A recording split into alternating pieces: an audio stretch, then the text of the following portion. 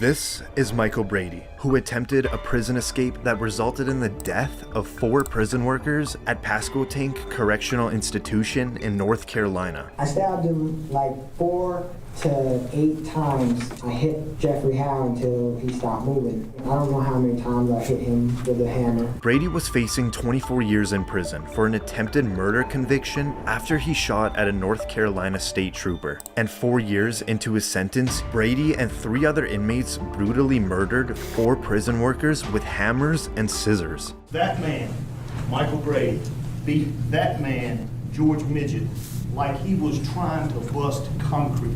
Brady then tried to hop a fence, but then was captured at gunpoint. It was like a bloodbath, and I stepped in between Jeffrey and Wendy, and I slid trying to get in because the whole elevator floor was nothing but blood. During the trial, the prosecutors argued that Brady was the one who planned the attack and had no remorse for the killings. We know who originated the plan. We know who led the plan. After Brady is found guilty, he now takes the stand at his sentencing. I'm up here to tell the truth. You can ask me anything you want. I'm gonna tell the truth. Whether it hurts me, whether it helps me, I don't care about that. You don't believe you're crazy, do you?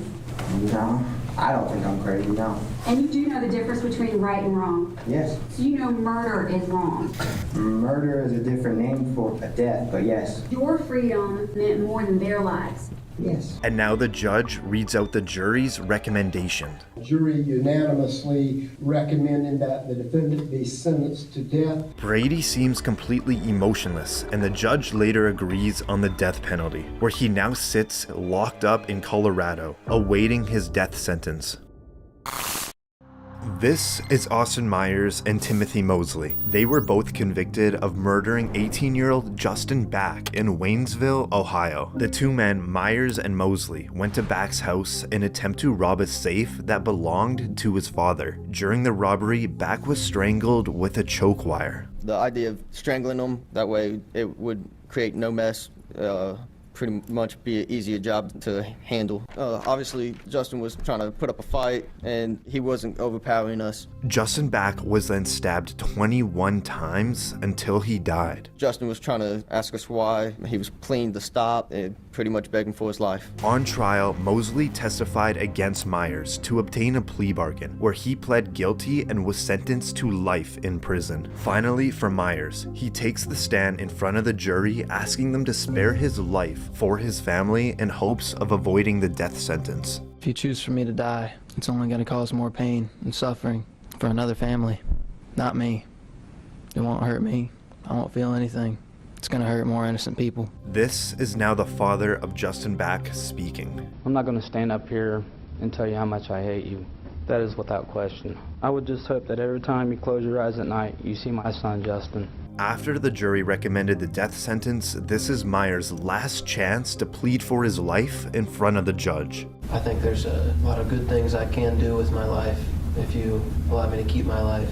And the judge doesn't buy it. He hands down the maximum sentence. The defendant does not understand how precious life is. Therefore, the sentence of death shall be imposed upon Austin Gregory Myers on the charge of aggravated murder. Nothing but a slight nod. At just 19 years old, this made Myers the youngest Ohio individual to be put on death row. He is currently awaiting his execution at Chillicothe Correctional Institution. There were so many lives destroyed by this, and it was just for nothing. I mean, there was no money in the safe. There was nothing in there. They did this for basically nothing.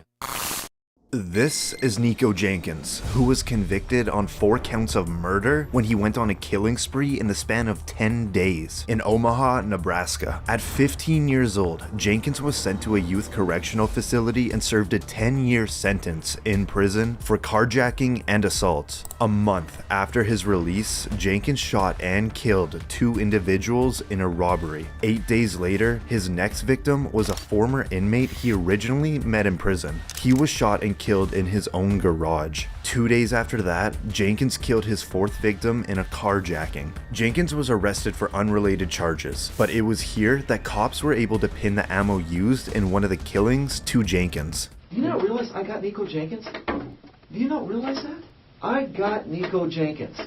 I got you. What do you mean you got me? I got your DNA at the murder scene. I got your DNA in the car. Sir. I got the weapon. I got Nico Jenkins. Jenkins pleaded no contest to 4 counts of first-degree murder. He also waived his right to a jury trial, meaning a 3-judge panel will decide if he is innocent or guilty. Each one of these murders was a deliberate and planned act. The victims were pre-selected and the murders were purposeful. After Jenkins is found guilty of all 4 murders, he sits still with little movement. And now comes his sentence. Therefore, this panel finds that the death penalty is appropriate, should be, and is hereby given for each of the 4 murders by the defendant. As Jenkins is sentenced to death, he seems to be completely unfazed. He is currently incarcerated at the Nebraska State Penitentiary awaiting his death sentence.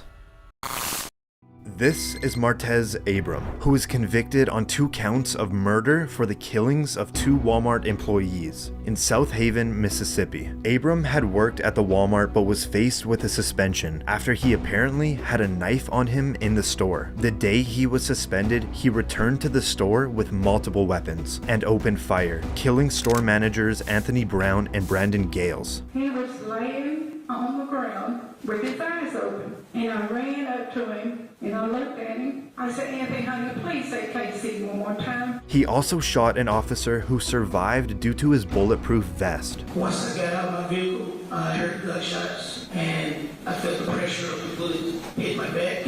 He was arrested on site. Now in court, Abram admits to all crimes. That's you, isn't it, sir? Yes. Look at it, please, sir. Yes. Mr. Gale is on the floor going down at this point, isn't he? Yes. Okay, and that's you shooting him, right? Yes. Look at the screen, sir. Yes. That's you shooting him? Yes. Can you admit that you shot him in cold blood? Yes. You shot him again, didn't you? Yes. After that, you went back to the toilet paper aisle, didn't you? Yes. This is one of the victim's wife delivering a victim impact statement. You took Anthony from me on the exact day 20 years earlier that we had our first date. And now this is when the judge will decide Abram's fate. In count 1, I will sentence you to death. Count 2, you will be sentenced to death. In count 3, you will be sentenced to life in the penitentiary. As Abram hears that he will be receiving the death penalty, he stands silently, where he now sits on death row awaiting his execution. This is Marquis Lloyd, who is convicted of murdering a police officer in Orlando, Florida. I'm facing a relationship, but somehow I have absolutely don't know nothing about. And they framed me. Lloyd was already on the run from the police after he killed his former girlfriend, who was pregnant with his child. A month later, Lloyd is spotted in a Walmart. You can see him walking in. Moments later, Orlando Police Lieutenant Deborah Clayton pulls in. You can see her grab a cart and walk in. Reportedly, they cross paths every few minutes. Outside the store, Lieutenant Clayton was notified and she tried to stop and arrest Lloyd when a shootout begun. Lieutenant Clayton was killed during the interaction, being shot 4 times. Following the murder, Lloyd took off again, which led to a 9-day manhunt, where he was later found. During the arrest, he tried to escape, where he lost his left eye in the altercation. Here in court, Lloyd took the stand. Reportedly, he believed everyone was out to kill him. And I was just reacting, Mary. I was just reacting. Even when they opened the door, I just reacted. I fired 2 shots, I just reacted. The jury then found him guilty. It really hurts deep down inside. This is Lieutenant Clayton's sister giving a victim impact statement. She stood in the place as my mother when I didn't have one. I truly miss my sister. I truly miss her. And this is the moment that Lloyd hears that the jury unanimously recommends the death sentence. We, the jury, unanimously find that the defendant, Marquis Lloyd, should be sentenced to death. Lloyd seems to mouth something out to the public. A few moments later, Lloyd has an outburst. You've been trying to kill me. You've been trying to frame me for murder. All right, why don't we remove Mr. Lloyd from the courtroom? The judge later agreed with the jury and sent Lloyd to death, where he now sits behind bars waiting for his death sentence.